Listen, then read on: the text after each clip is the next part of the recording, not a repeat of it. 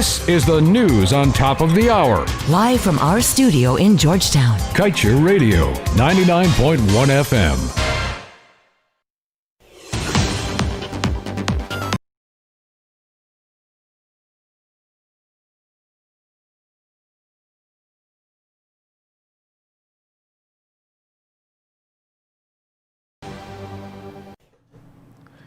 Hello and welcome to your news at noon right here on Kaieteur Radio that comes to you with the compliments of Tropical Delight. I am Kevin Smith. These are the top stories we are tracking. Don't grant licenses to oil companies incorporated in tax havens, says Chris Ram. Local content policy, Angola and Azerbaijan set aside oil jobs procurement for citizens, while the PPPC government can do the same for Guyanese.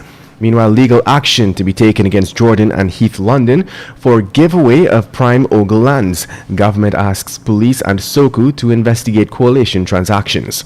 March trial for pharmaceutical supplier charged for providing expired HIV testing kits, and Health Ministry HQ $356 million contract. Contractor rejects claims that it breached contractual obligations. Stay tuned to stay informed.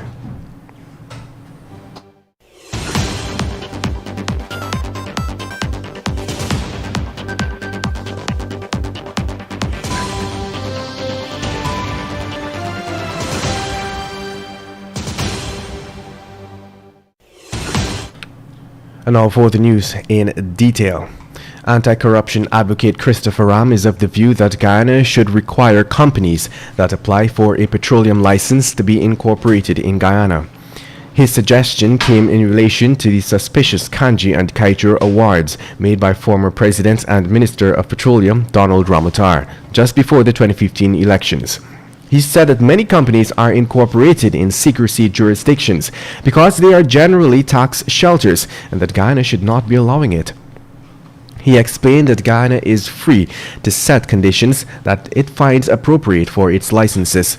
The owners of the Kaieteur and Kanji blocks made sure to set the stage for secrecy in their handling of the licenses by hampering full disclosure of information before they conducted transactions involving the sale of shares to other companies. In other news, as Guyana continues efforts towards creating a robust local content policy that would be supported by legislation, there are several examples within the industry that the PPPC government can use as a guide to ensure its citizens have every possible chance of being given first preference in the oil sector. According to a study that was procured by the World Bank and written by Silvana Tordo, its lead energy economist along with other consultants, Angola and Azerbaijan are two countries whose local content policies provide examples of how others may go about creating the environment for citizens to benefit the most from the sector. Get the full details in today's Kaieteur News. And moving on, the Minister of Legal Affairs and Attorney General Anil Nandlal plans on taking legal action against the former Minister of Finance Winston Jordan and the recently sacked CEO of NISIL Colvin Heath London.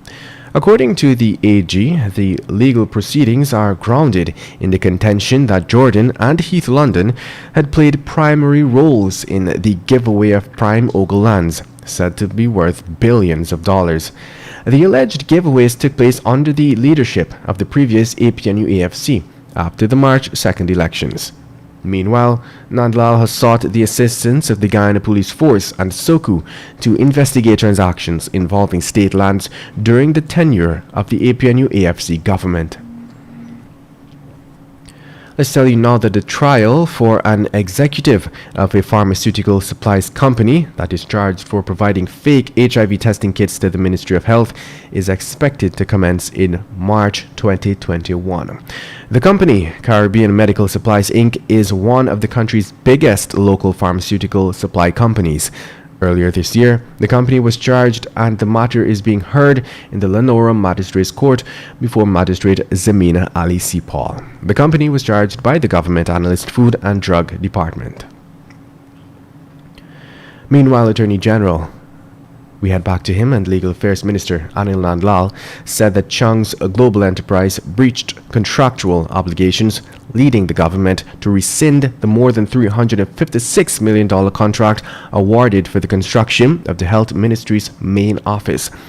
Nandlal pointed out that the company had received at least 90% of the contract sum, but more than 70% of the works have not been completed despite getting a long extended period.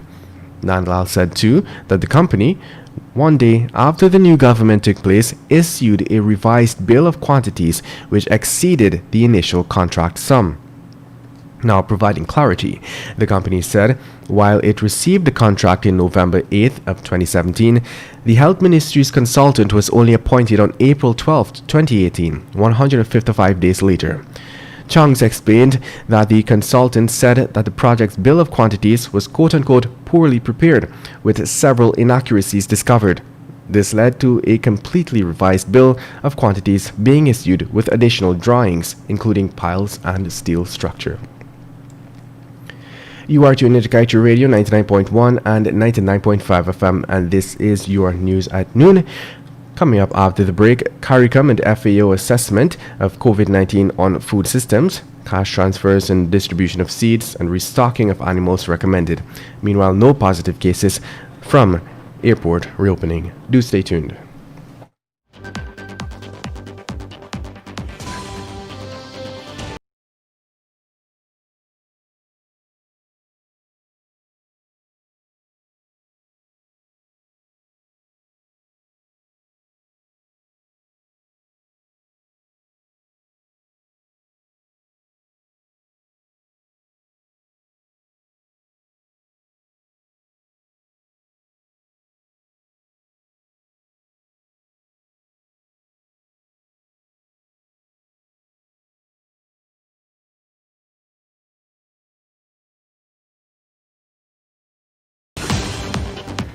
Welcome back. Let us continue with the news.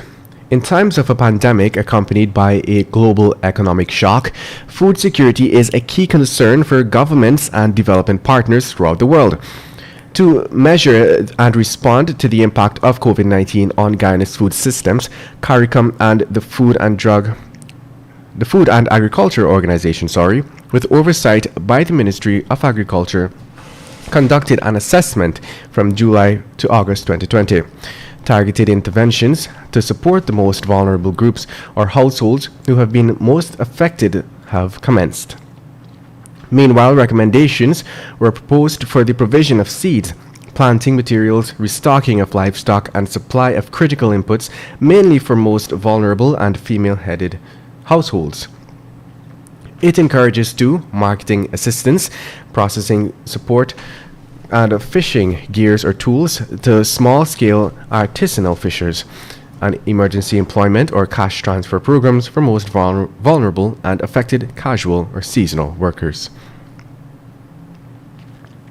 And moving on, since opening our airports, Guyana has gotten over 2,000 incoming passengers, and despite this, no positive cases were recorded. This was revealed by the Minister of Health, Dr. Frank Anthony. He stated that it was very unlikely for positive cases to be recorded since the government has enforced stringent regulations at the airport, minimizing the risk of infected persons coming into the country. President Irfan Ali has said the government will be utilizing the services of local experts as it prepares for the construction of a new 12-mile, 4-lane highway on the west bank of Demerara. The new highway will link the proposed site for the new Demerara Harbour Bridge on the west bank of Demerara and Parika on the east bank of Essequibo. President Ali on Saturday led a team of local engineers from the Ministry of Public Works and the GDF along with other experts on a site tour for the project. In other news, a laborer was on Sunday chopped and robbed of $87,000 by a cutlass-wielding bandit while he was imbibing. The victim has been identified as 30-year-old Jerome Samuels of Linden Highway. The police have since arrested a 30-year-old laborer of Parika Sidam who remains in custody assisting with investigation. Let's tell you now that the former general manager of the state-owned Guyana National Printers Limited has been named as the new chief of Guy Oil. The new GM, Trevor Basu, in charge of a string of service stations across the country, is aiming to stabilize and bring down fuel prices. In addition to his qualifications across a wide array of professional areas, Mr. Basu brings 20 years of combined private and public sector management experience. Gail said the company will continue to work to improve the product quality, health, safety and environment, customer service and branding. It is now 12 hours 11. Coming up next is your COVID-19 update.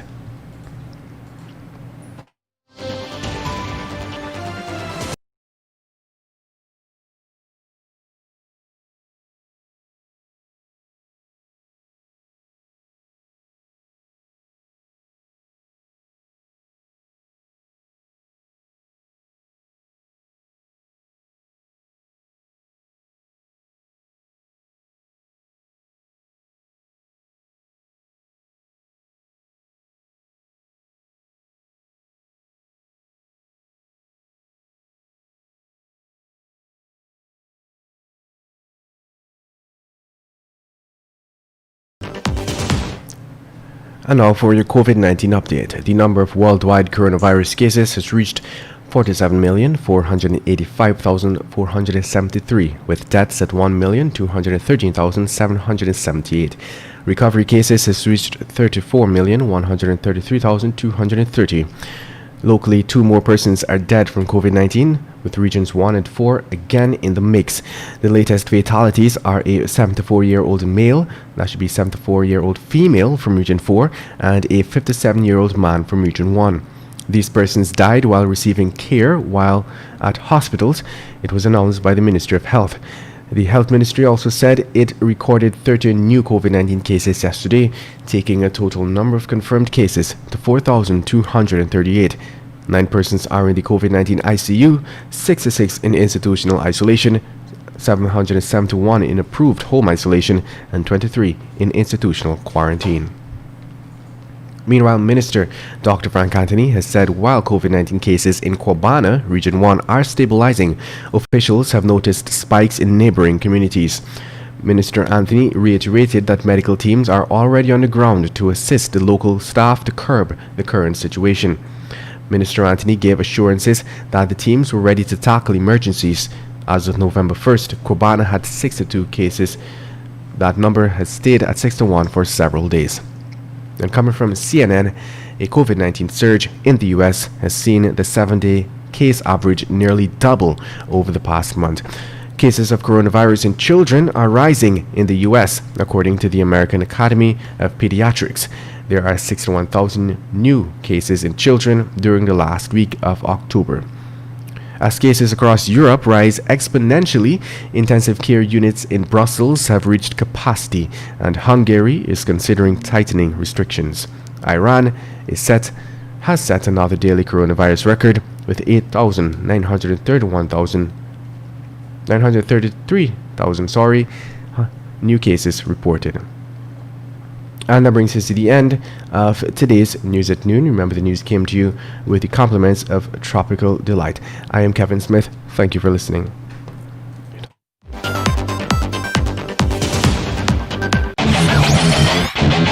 Want value for your advertising dollar? Then place your ads on Kaieteur Radio's Newscasts. Streamed live on 6 different mediums, reaching hundreds of thousands. Advertise today and watch your dollar grow. Call us on 225-8465 or 226-8210 today. Tropical Delight, the flavor tasting right, pure taste and pure delight. Orange, apple, cranberry, fruit punch, mango, yes sir, high in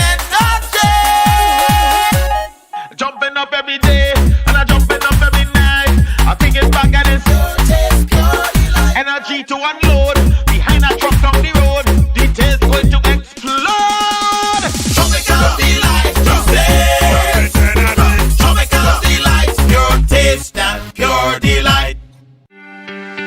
This is GHK Lal inviting you to join me weekdays from Monday to Friday on